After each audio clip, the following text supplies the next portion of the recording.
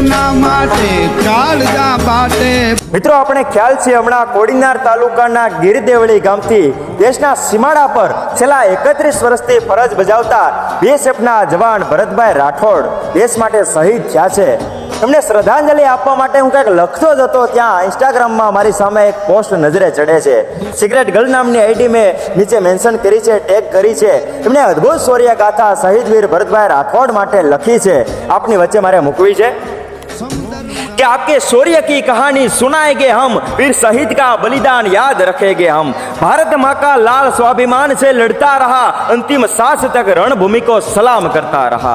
बंदूक की गोली आपने सीने पे खाई थी, कि बंदूक की गोली आपने सीने पे खाई थी, वतन के लिए अपने जान की कुर्बानी दी थी।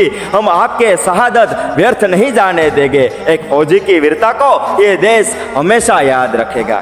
गोली की आवाज आपकी कहानी थी, शहादत की राह आपने चुनी थी।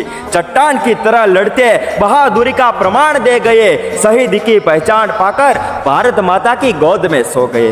सलाम किया था आखिरी बार उस गोली ने भी, जो आपने आखिरी बार सीने में समाई थी।